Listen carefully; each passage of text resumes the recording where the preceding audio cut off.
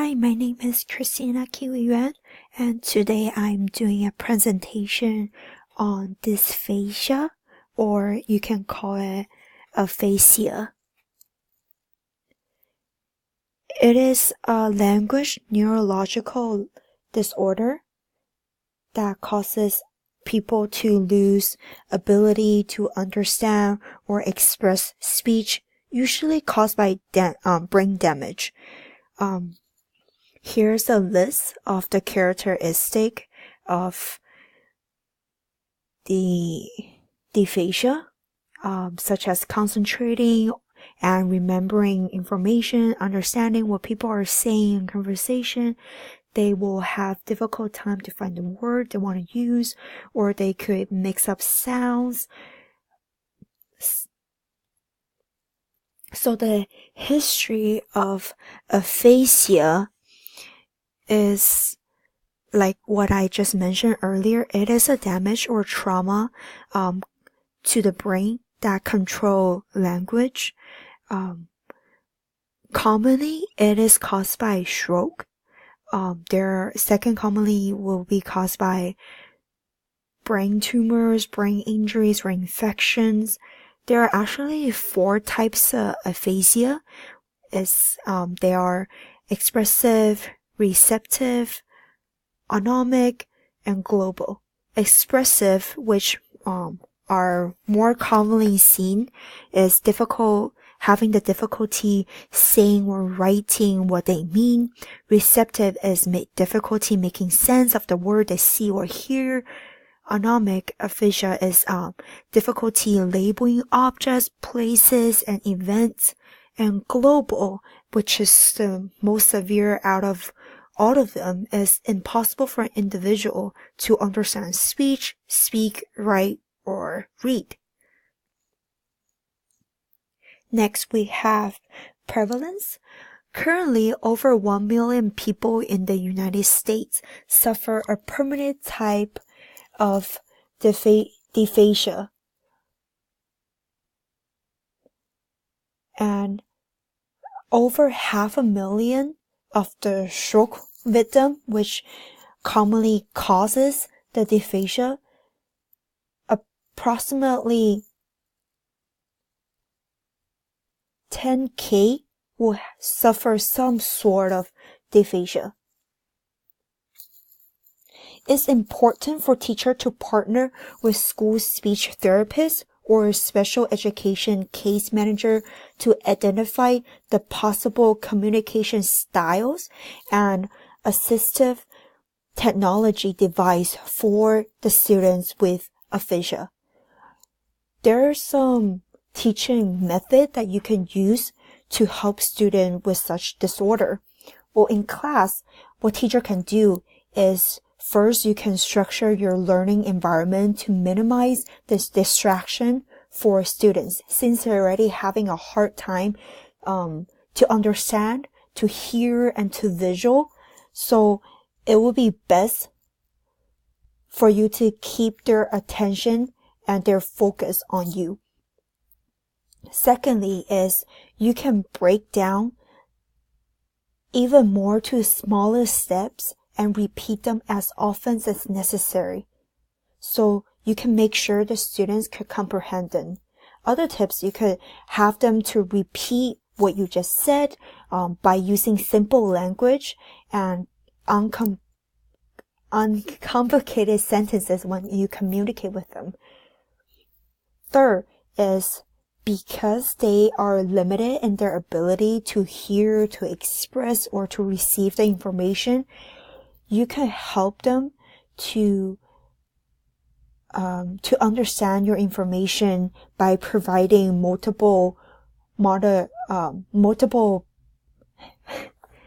using multiple ways to present your information. A few of the ways that I saw online was preparing a flashcard for students, having a video out for them to relate to the pictures, or even orally explain it through a story or give them the definition they could understand. And third is to have them to move around, like puzzle the pieces together, puzzle the words together, to relate back to their life, to relate back to their, whatever they can relate to help them to, have that information ingrained in their brain. And what you can allow a student to do, which is their output, is that encourage your students with the disorder to use any type of communication they're comfortable with. Because remember that students with this disorder, they are not intellectual impaired. They could be easily frustrated, disappointed, or even angry at their failure to communicate. So in order for them to build up that independence, and for us not to overprotect them, is to create different ways for them to express themselves, such as writing, drawing, pointing, gesturing, like what I said, picture system, sign language even works.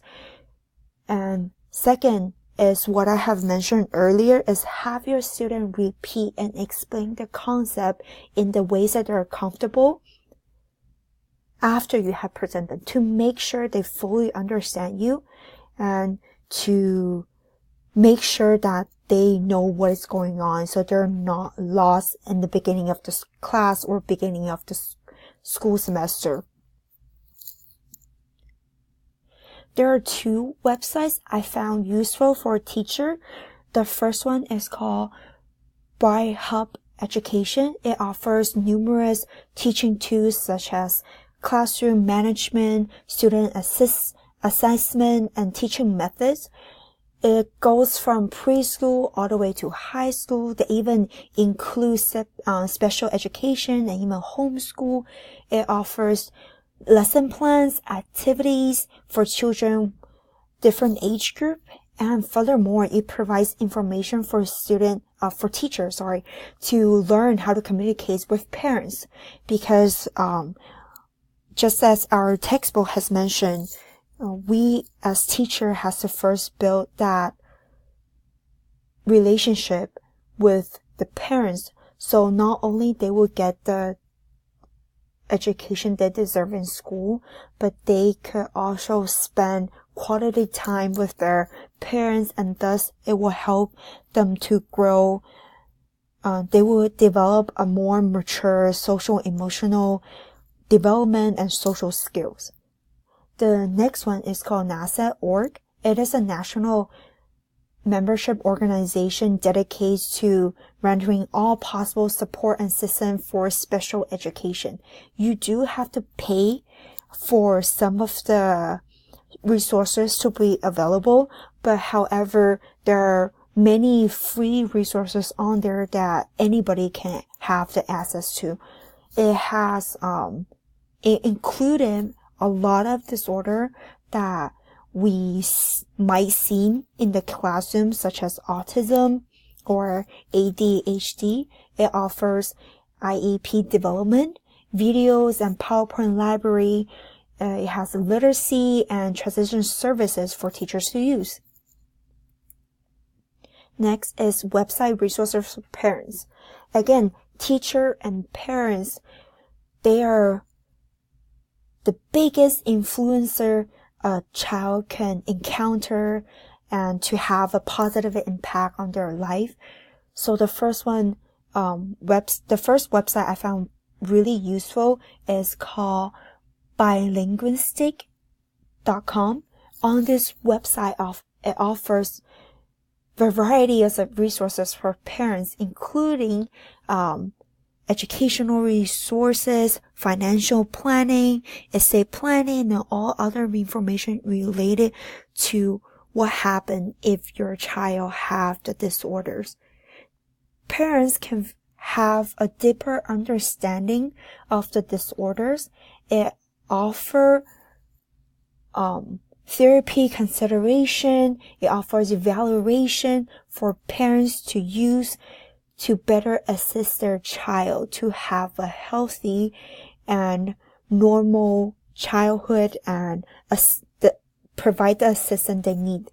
The second one is called promptinstitute.com. It gives parents tips on how to create a friendly home environment for children with the disorders. It educates parents how to have early interventions, and not only that, it provides websites for treatment grants, so parents who have trouble to have the money for their children for the speech therapy, they could apply for the grant, so money will not be a problem for the parents who want to help their children.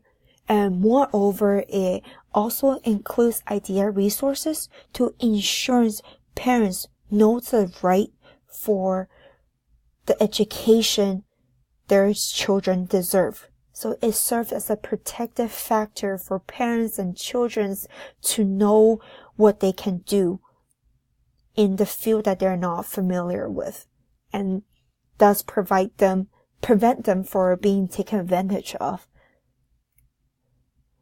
And last is my references.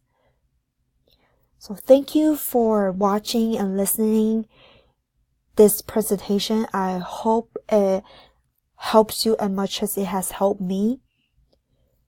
Thank you.